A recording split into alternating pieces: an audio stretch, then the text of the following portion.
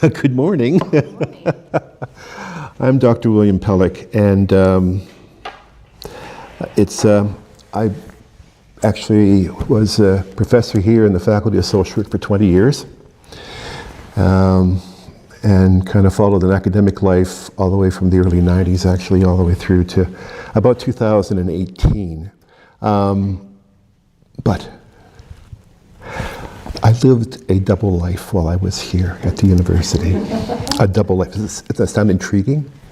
So I would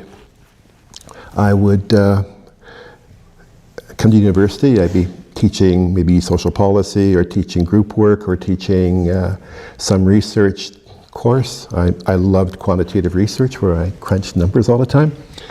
And then I'd leave work here and go to my local spiritualist church, where I would do a demonstration of mediumship, or I would lead a mediumship circle. And those two worlds were quite separate for a very long time. I only had maybe 2 or 3 colleagues that actually knew what I did in my spare time. And as a professor, you don't have a lot of spare time, but I devoted a lot of time to developing my mediumistic abilities. And in 2015, I was ordained as a spiritualist minister by the Spiritualist Church of Canada. I started a spiritualist church in Lethbridge, where I'm from these days. I also started an online spiritualist center as well. So I've been kind of walking these two worlds for a long time. Currently, I'm also, I retired in 2018, so I worked part-time during the pandemic, and then up until now part-time as a senior supervisor at Calgary Counseling Center, where I had an opportunity to explore my counseling clinical roots. Hello, welcome back.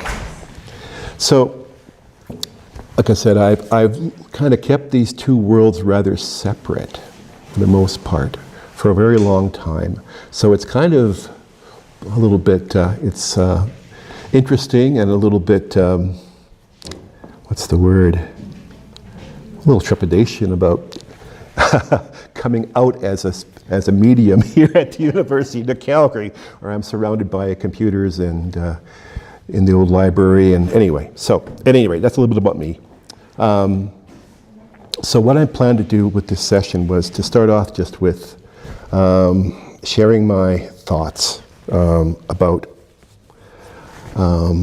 consciousness, about our way of being. Anyway, I'll get into it. But basically, the first half is going to be just me going through some slides that kind of pull together different ideas that I've been thinking about for a very long time. And then I thought we would move into a practical application during the last half, if that's okay, right? Okay. So we have two terms here: ontology, which is about who I am and our nature of being, and epistemology, which is what we know and how we know. So,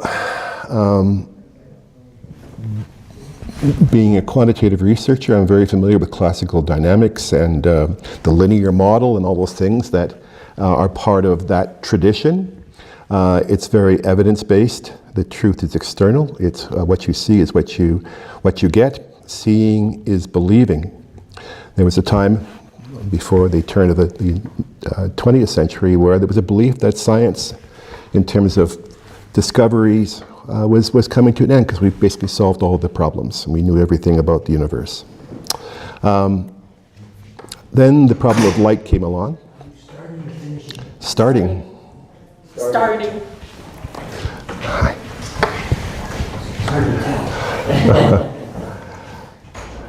Where's the best place for us to sit? Not there. Not there.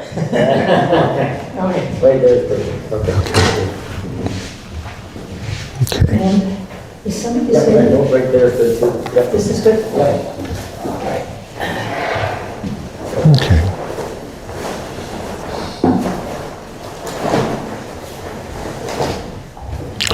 Just to bring you up to speed, I'm Dr. William Pelech, and I'm going to just present some ideas, some musings about what I've been thinking about for quite a long time. It's also kind of pulls together my interest in science as well as my interest in mediumship, because one kind of explains the other. So I'm just talking about ontology here and classical dynamics. I'm now moving into the problem of light. And so around the turn of the 20th century, there were several problems that couldn't be explained. One was how light worked. Many scientists thought that light was a wave.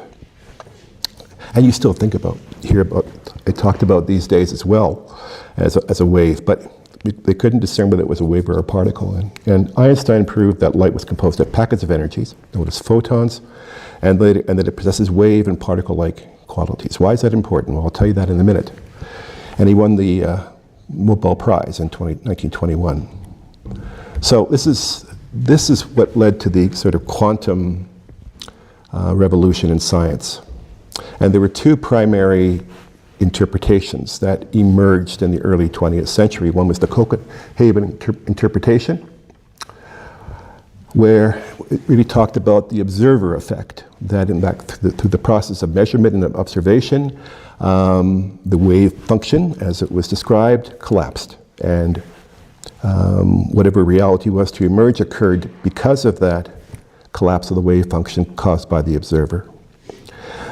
There was an alternate explanation called pilot wave theory that emerged in 1925 that said, no, there's no wave function that collapses. Basically, there is a pilot wave that guides the particle. So there's this duality in terms of a physical phenomenon that exists and a wave that is not perhaps in a different universe, in a different place. And so these different interpretations emerge. There's a host of others as well that I won't go into, because the pilot wave interpretation is the one that I really appreciate. Now you see the term Bohmian mechanics. This is based on on David Bohm, who developed this theory in the 1950s.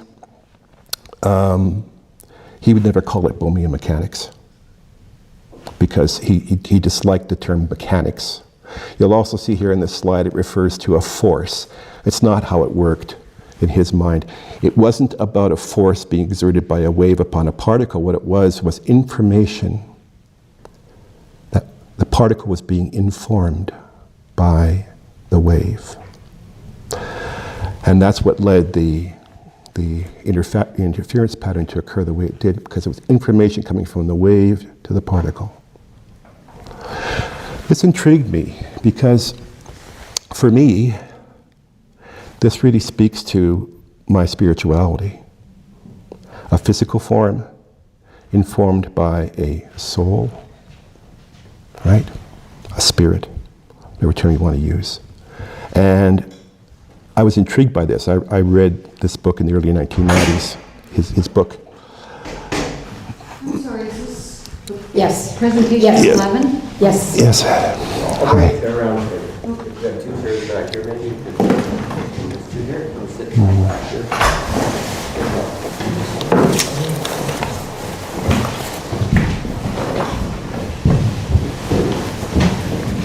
They don't give you a lot of time, do they, sir? Yeah. Thank you. Hello. Hi. Okay. So I'm just, I'm talking about right now about, just as you come in, I'm talking about two interpretations around quantum physics. One was the Copenhagen interpretation. That was based on the observer effect, causing the phenomenon to occur. And the pilot wave interpretation, which was one that I was fascinated by in the early 1990s when I ran across David Bohm's book called Wholeness and the Implicate Order. Because for me, it spoke to something that had intrigued me for a long time, is this depth of who we are. And that in his theory, there is a wave, an information wave, that influences physical phenomena, all physical phenomena in this universe. To me, that has direct connections with spirituality. And some people have made the connection, but the pilot wave interpretation has really not been largely adopted. What we've had is the dominant interpretation, which is the Copenhagen one.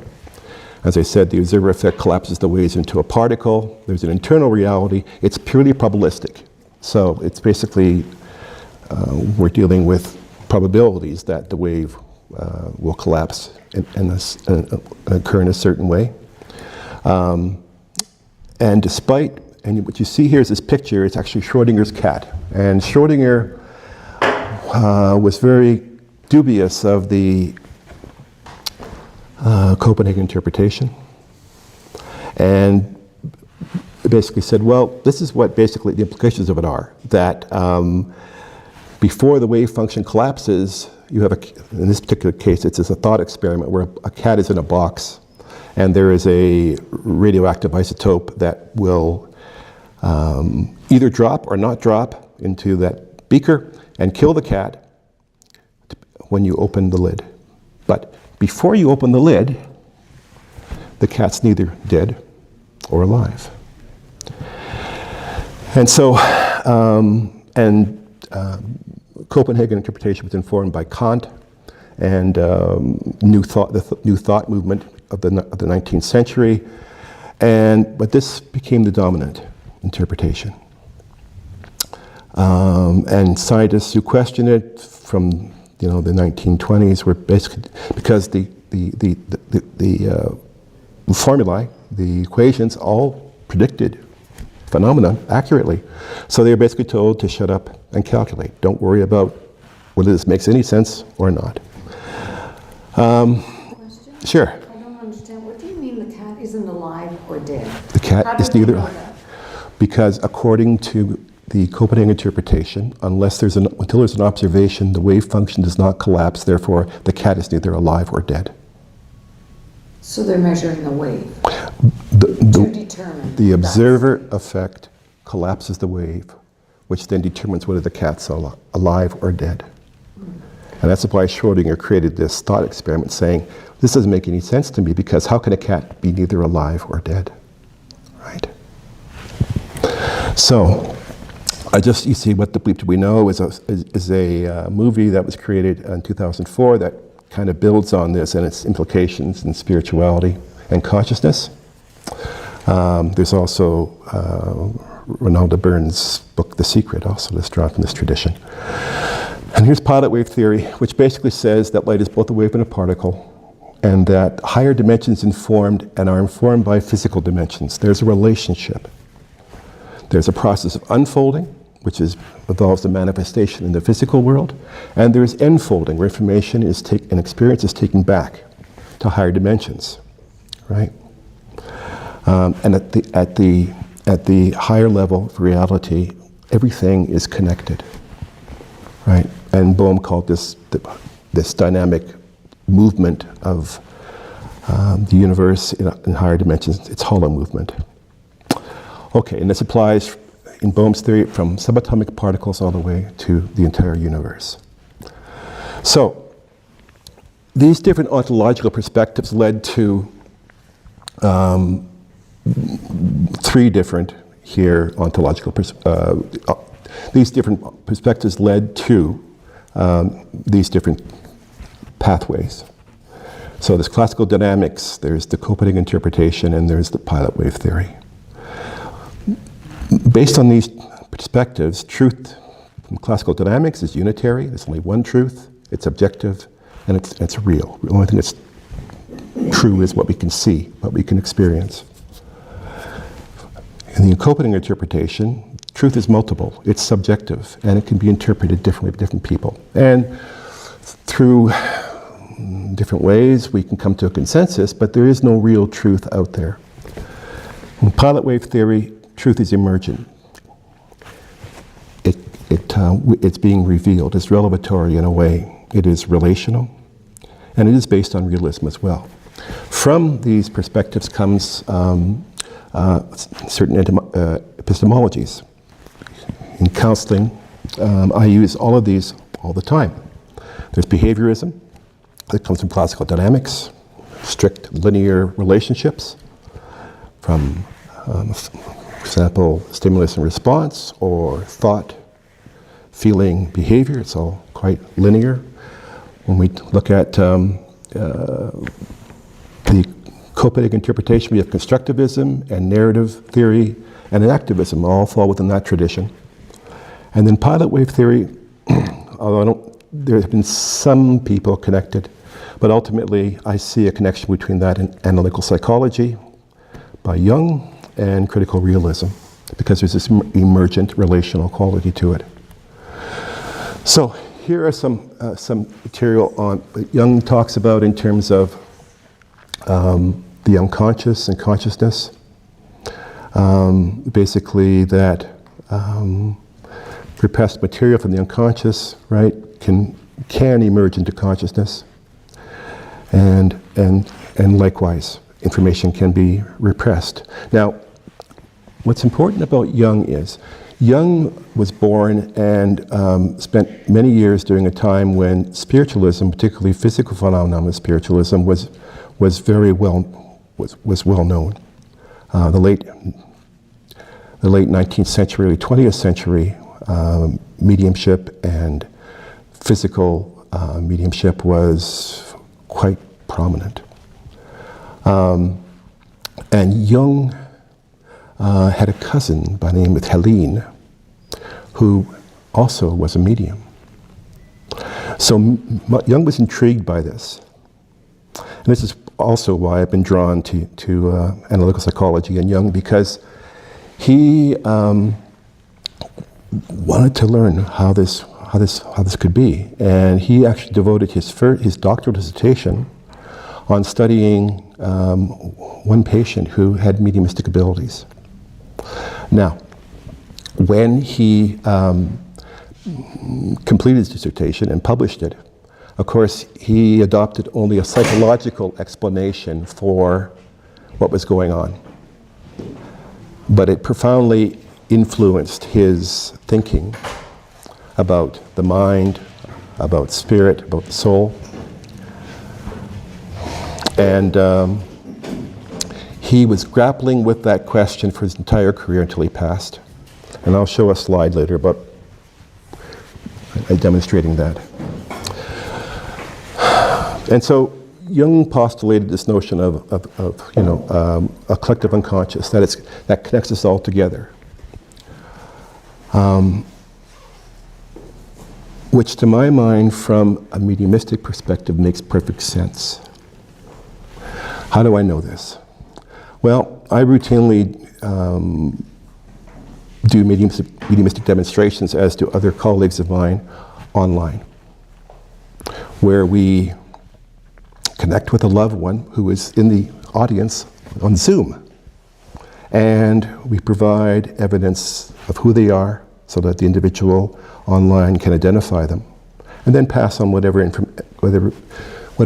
message that the loved one wishes to share with their with someone in the audience.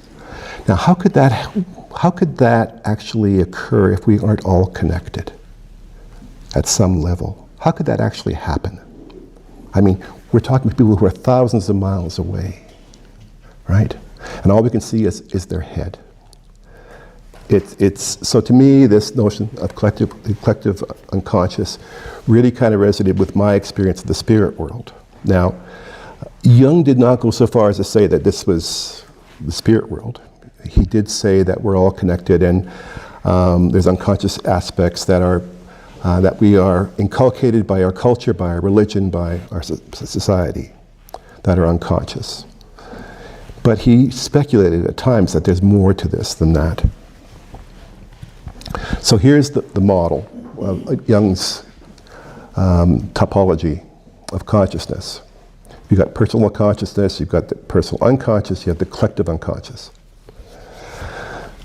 And there are different parts here. There's the persona, which I'll talk more about, the ego, the self, the shadow. I'm sure you've all heard about these things before.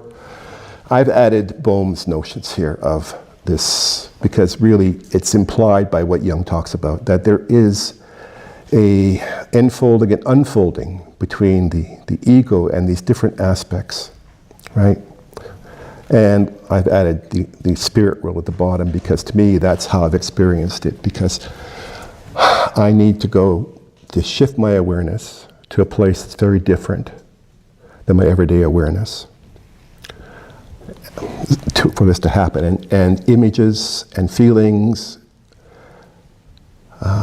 all my senses are informed by this unfolding of information that occurs, just like the pilot wave informs the particle. So the ego is this transitory sense of self. It brings consisting to behavior. We create an identity because of it. It mediates between the inner and outer worlds, right? It's kind of like our manager. Then there's the self. And Jung talked about the self as the center. He talks about it here as a construct, but he also says it might equally be called the God within us, which to me is the definition of our divinity here, right? The beginnings of our whole psychic life seem to be strictly rooted in this point, that all our highest and ultimate purposes seem to be striving towards it. A paradox is unavoidable when we try to define something that lies beyond the bourne of our understanding. Then there's the psyche or soul, right? Now I've added a quote here from Jung that speaks to how the East treats this differently than the West. And Jung, in all his writings, will talk interchangeably about the psyche and the soul. He'll, in some places, he'll talk about the soul. Other places, he'll talk about the psyche. But basically, he says, the fact that we are totally unable to imagine a form of existence without space and time by no means proves that such an existence in itself is impossible. He goes on to say, while everything else that exists takes up a certain amount of room, the soul cannot be located in space. Bodies die. But can something invisible and incorporeal disappear? So he basically says, why should the simple mind deny in the face of such experiences that the soul lives in a realm beyond the body? That also resonates with me, because for me, how is mediumship possible unless we are shifting our awareness to a spiritual world? And that to me is what an attunement is when we prepare to work mediumistically. It's a shifting of our awareness to a different world, a different dimension, if you want to call it that, where communication can occur. And for some mediums, in their beginning, it takes a great deal of time to be able to learn to attune to that part of existence. And for others, after they've been practicing for years, it takes simply a breath, and they're there. My contention is that mediumship and this connection with spirit is not something that is a gift given to the privileged few. And you'll run across mediums who will say, yes, I am the seventh on a line of seers, or I have been communicating with spirit since birth. And I say, yes, that's true. I don't deny it. Because ultimately, if we accept the proposition that we are, in our essence, spirit, experiencing a physical existence, then we all have that ability. We're all connected. It's all a matter of just shifting our awareness and attuning to it, that we'll be able to connect with our loved ones in the world of spirit, to all life, both in this physical world and in the spirit world. And these beliefs are very similar to shamanistic beliefs, indigenous beliefs. I had a dear colleague who has now passed away, Dr. Betty Bastien, who I used to work with extensively. And one day I was in a classroom with her, and students were fascinated. That was a medium, and students asked her, well, what's mediumship? And she said, well, our beliefs, it's all the same. That's what she said, which isn't exactly true, but she was trying to say that there was some great deal of parallels between her beliefs and mine. Okay, then there's a persona, which is a mask that we put on to, Jung says, it feigns individuality, making others and oneself believe that one is individual, but it's basically this notion of the collective, the society we live in, the family we grew up in, leads us to put on a mask that we present to others. And there's a shadow side that is split off. Robert Johnson has written a number of books that are really, really, really good on this subject. He has a little book about the shadow, and basically it's repressed material that will continue to make itself known to us, right? It can be both really positive aspects or really negative aspects that we find unacceptable or don't want to demonstrate in the public, right? But will find ways to make themselves known. And individuation is basically the assimilation of shadow aspects and shedding of the persona. It basically is becoming whole. All right, so from Jung's perspective, the process of individuation basically can involve a number of things. The primary ones that Jung talks about are dreams and active imagination. And these typically will speak about parts of ourselves in terms of how they're being expressed in this world, and also about our relationships and what we're encountering. I've kept a dream journal since I was 20, and I can't count the number of times that dreams have been incredibly helpful in terms of me helping to move me along my own path, but also potentially addressing situations in my social life as well. And I could give you untold examples, but I won't go into that right now. I put this slide in here just to show about how this process works at a more macro level. This is drawn actually from autopoietic literature, showing how when people come together, there's an emergence of agency, but which can be both promoted or limited by social structures. I just showed this slide because I think it works. This process works not just intrapsychically with us individually, but it works collectively as well.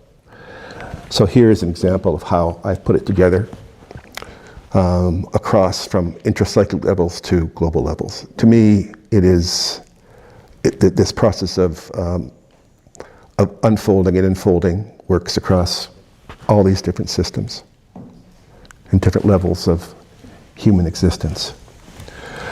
Now, the time I have left, Arthur Dykman, I ran across this little book in actually the UBC library when I was just walking about, and he's the founder of transpersonal psychology, and he talks about awareness. He talks about the observing self, that there's an observer behind our everyday thoughts, our everyday experiences, which I found was really important.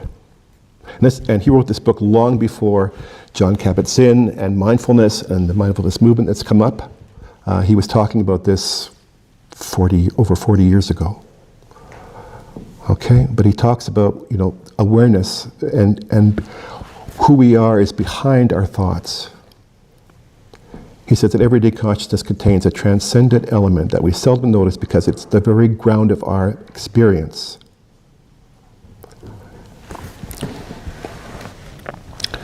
And then it's another book that's come along more recently. Michael Singer actually is informed me a lot in terms of consciousness.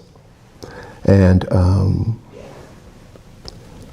basically, it is the observer who observes the response when I ask, who am I?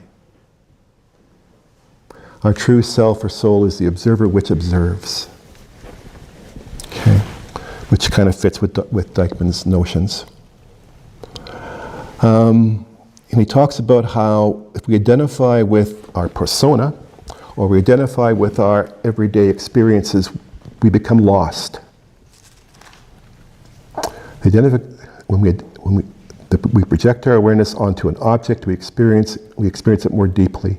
This deepened experience allows us to identify with the object. And if we fully identify, then we lose that connection with our self, the self that Jung talks about. Now, the simplest example of that, of course, is identifying with our physical bodies. The reason why spiritualism came to be was because it addressed the terrible thought of non-existence, that one day we shall die and cease to exist. And it grew during the time of wars, where there was a lot of loss, a lot of death. So this identification with the body as being who we are leads us to this need to protect. It leads us to this place of incredible fear about illness and disease, or threats by other people, and ultimately death. Mediumship and spiritualism was intended to provide evidence that our loved ones continue.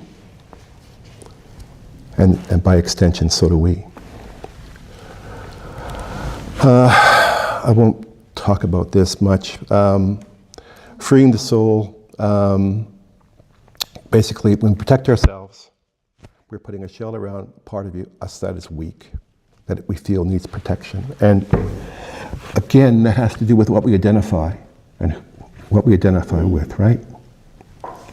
And he says, ultimately, if you protect yourself perfectly, you'll never grow. Okay? Okay? Being observant of your responses, watching for tightening or feeling restriction, that is the cue that it's time to grow. This speaks to, so this is just I'm just creating a metaphor here with the egg kind of being unconscious and dependent on the external world if we're fully identified with it. But we have unlimited potential. Then we can get growing beyond the shell, listen to the call of the soul, moving on our path, and be directed by our values and goals. Freeing the soul. Now, this Singer and Mindell, who come from two very different traditions, speak about edges. Edges are when we're feeling insecure, fear, envy, jealousy, anger, possessiveness, all these different things, right? They're not bad, but they're signs that there's something that needs your attention, something you need to learn from. These may be shadow aspects that could be integrated if we actually attend to them. The good news is that we will keep recycling until they're released.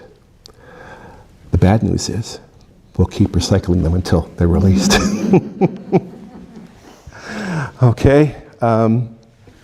Mindell here is somebody who took Jung's ideas and expanded them and developed process-oriented psychology. And he talks about edges as being sort of that part of ourselves that's letting us know there's something we need to attend to.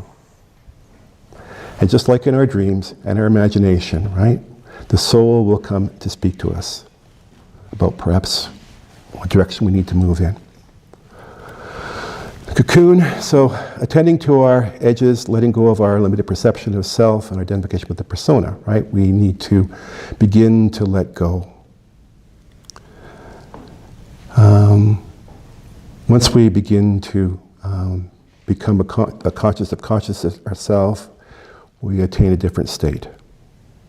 And I can tell you, I've encountered this many times with clients when they through various techniques, whether it's acceptance and commitment therapy or other ways, when they develop some spaciousness between their thoughts and their resultant feelings and their own observing self, they realize that in fact they have some agency in terms of how to deal with things. Freedom also comes from stopping our projection of our shadow onto others, particularly. You realize that you're not who you thought you were. You're not even a human being. You just happen to be watching one. You'll begin to have deep experiences with your own center of consciousness. These will be deep, intuitive experiences of your true nature of self. And you will find that you are tremendously expansive. In fact, that's one of the things that in teaching mediumship and in doing psychotherapy, when we create this space to consider that there are other parts of ourselves or other capabilities that we have, suddenly we realize we're much greater, not in an ego sense, but much greater than we believe we were. We've let go of self-limiting beliefs and suddenly are free or freer. So transformation, the butterfly feeds on the nectar and water of life. We're not bound to the earth. We're tenacious on our journeys and are willing to be vulnerable. And that's the key thing here. We need to be vulnerable to both all the edges that come up for us, because they are invitations to grow. So here's a couple of quotes. Shem Dasani in 2015. He is a historian of analytical psychology, and he talks about how Jung came to terms. He says at some stage Jung became convinced of post-mortem survival of bodily death. Now, I could not find a quote. The closest thing I could find that came to this was this last one, which still remains rather speculative. The fact that we're totally unable to imagine a form of existence beyond, without space and time by no means proves that such existence is impossible. It is in itself impossible. The hypothetical possibility is that the psyche touches a form of existence outside of space and time, presents a scientific question mark that merits serious consideration. So again, I couldn't find anything that spoke directly to what Shem Dasani talked about, but anyway, it is what it is. So, as I started off this talk, the implications of Jung and Bone to me are that we are eternal spiritual beings inhabiting a physical body for a relatively short time. Spirit is primary and the physical is secondary. It's a manifestation. Each human being has access to the collective wisdom of the ages, and conscious raising involves moving beyond individuals, helping individuals move beyond limiting beliefs of who they believe they are and embracing their spiritual inheritance, a source of unlimited, non-judgmental guidance. Why do I say that? Because I've probably given several thousand messages from Spirit over the years, over the last 25 years. I have yet to have a loved one in the Spirit world come through and condemn their loved one. Never. Not once. Because the connection is about love. And all that their loved ones will share, they may share how harsh they were in life, how critical and condemning they were, and how much they regret that. But when they speak about their loved one in the here and now, it is always about encouragement, support, some general sort of suggestions or guidance, but always expressed in compassion and love. Because that's what connects us. That's what allows mediumship to occur. So, anyway, that's it. Any questions about that? I do want to move on to a brief exercise before we wrap up. So, any questions? I went through a lot of stuff. I know, probably overwhelmed you with information, but I just, to me, I'm still kind of working on this. But to me, it's all consistent, and that to me is important. At some point I may write this up and put it together in a different way. But any questions about all of that? I guess with, Go ahead, and we'll go over here. I'm just curious about psychics who, Yes. will withhold information. Yes. Because they feel it's not coming from a loving place, yet you're believing the Spirit is loving. Okay. And so Yes. how does that Yes. I'm just curious what your thoughts Good are. question. Great question. So a psychic is someone who is blending with and exploring the auric field around the person they're sitting with. So I'm looking at you. My aura, you mean? Your aura. So I'm looking at you right now. If I was to do a psychic reading, I'd start interpreting and reading the information that's contained there, because every thought, experience, feeling that you've ever had is in that auric field. Oh, I see. I get the difference now. Okay? So if a psychic starts being really negative, condemning, that's probably as much about them as it is about what they're picking up. Because really, they should be as compassionate as loved ones in the spirit world, but not always are. Okay? Question? When our spirit leaves our body, why doesn't it go to another body?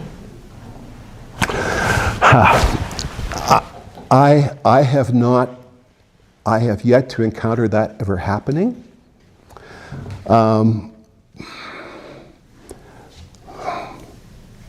There are all sorts of beliefs out there about reincarnation. Spiritualism is, neutral on the subject.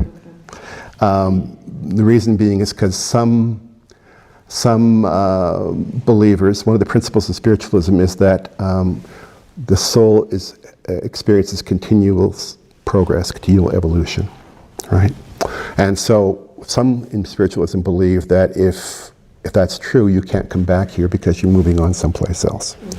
But they're probably most spiritualists, even though they may not say it publicly, believe that reincarnation exists.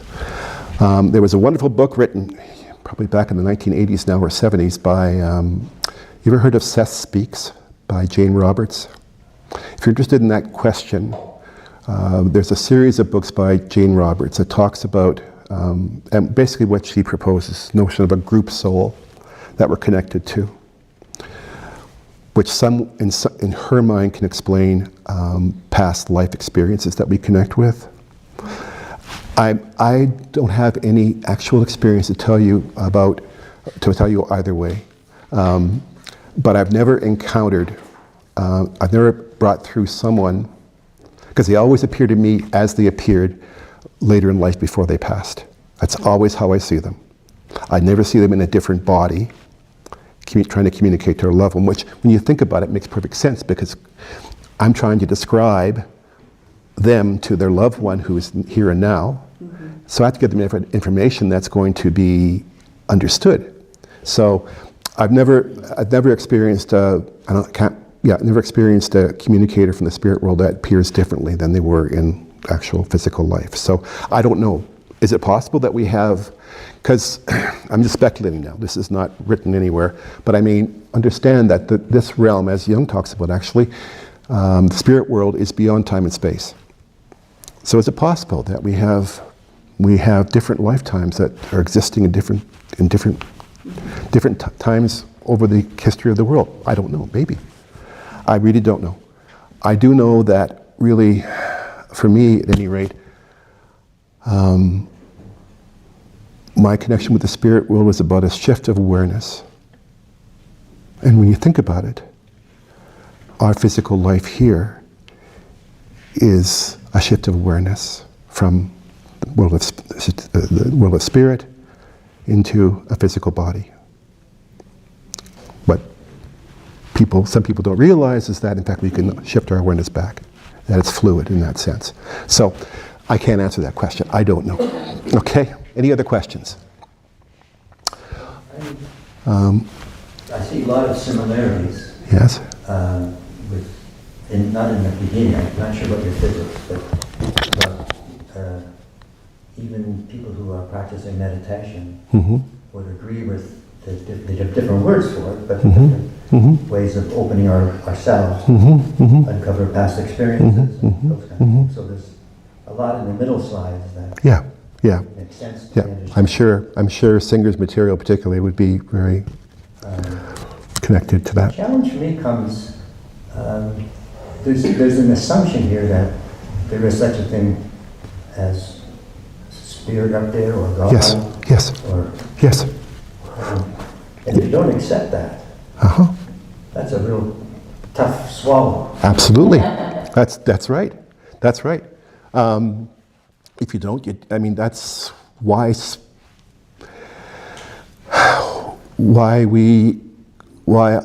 spiritualism exists, is to provide evidence that our loved ones continue on, that there is an existence beyond this world, right?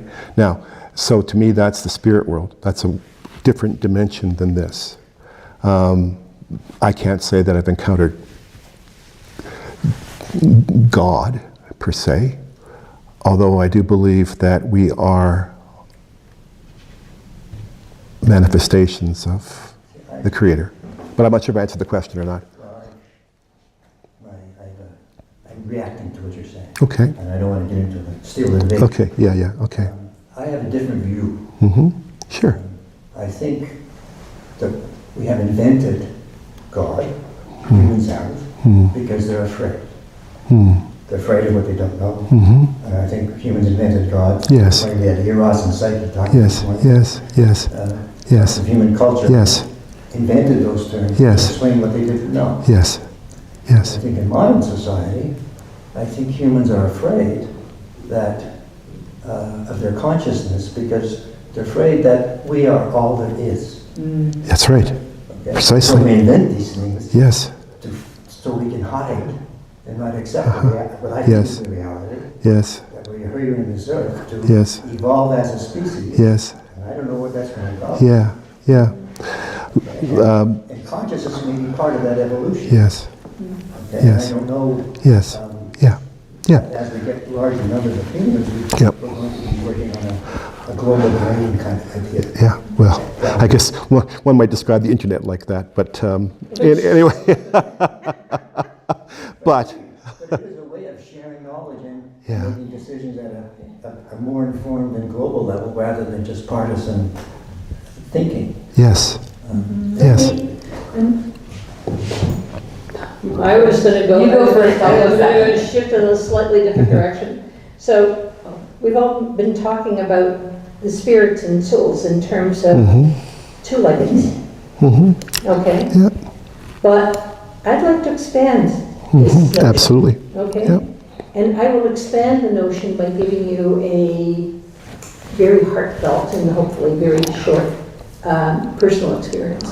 Quite a number of Okay, years just ago- before we do that, I just want to check with everybody. We've got about 15 minutes left, and so there is an exercise that I was planning to do, but if you'd rather have a discussion, I'm open to that. That's fine. Exercise? Exercise? Yeah. Okay, okay. We can finish, it's lunch after this, so we can finish the talking after that. Okay, okay, is that okay? Would that be okay? Do whatever. Okay, all right. So, this is from Johnson.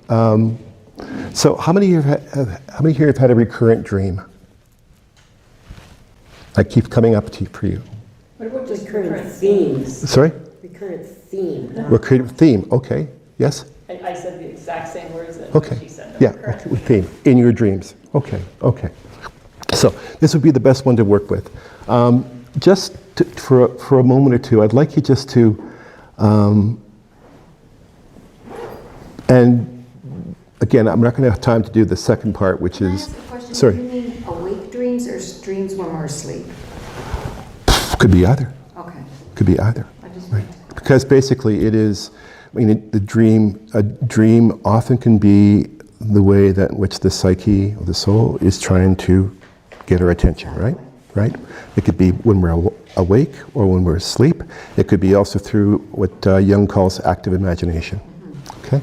So, just for a moment, just pick a dream you've had recently, if you can't think of a recurrent one. Just think about a dream. You won't be sharing it. Won't have time to do a lot of sharing, but just focus on the dream, and just kind of focus your mind on that, right? And relax enough just to allow the dream image to kind of become clearer to you. So if you need to close your eyes for this, you can do that. Just go back and just reconnect with the image, right? And as you're doing that, what feelings come up for you about this image, right? What arises in terms of words, ideas, pictures, feelings, memories that are associated with it? And just take a few moments to think about that, okay? Just access the dream.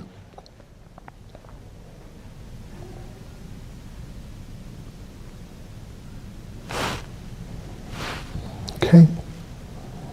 And whatever comes up, write down, just take a piece of paper, if you've got a piece of paper, and just start writing down whatever emerges from this first image you've experienced. Okay?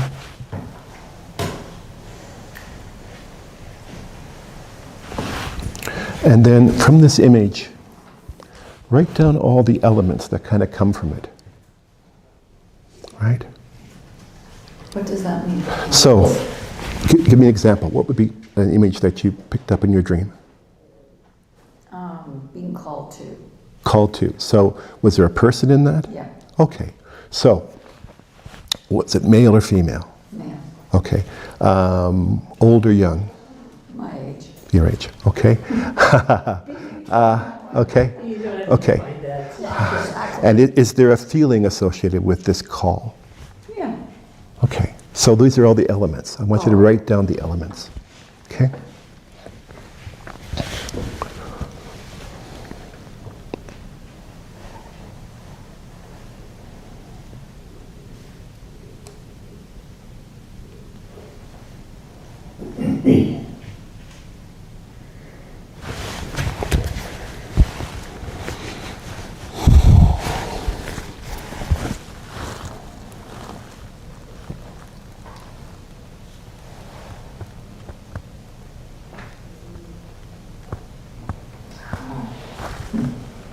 Okay.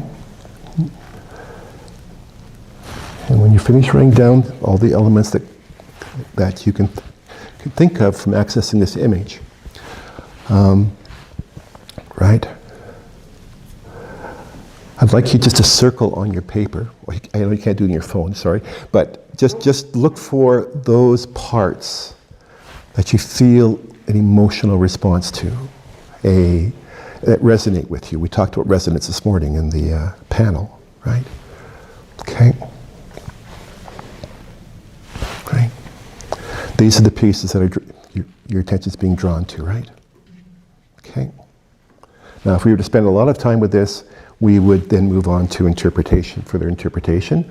But part of this, dreams will always be speaking about either your internal life and your relationship with yourself or your external life, right? Something's going on. So as you look at the elements that were created and the ones that you resonate with, what parts of yourself are being expressed in this? Expressed in this image, expressed in these elements? What part of yourself is being expressed?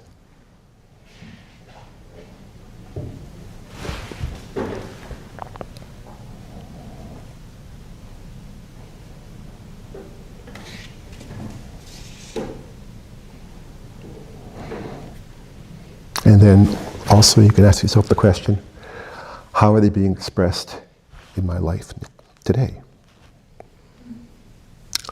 Are they things that we are expressing? Are they things that we are holding back? Right? Bringing awareness to that.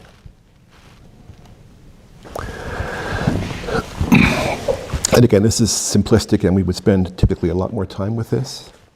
But this, to me, this is a really important piece that emerges from my studies of Jung, is that we have within us everything we need for our own movement through life, our own,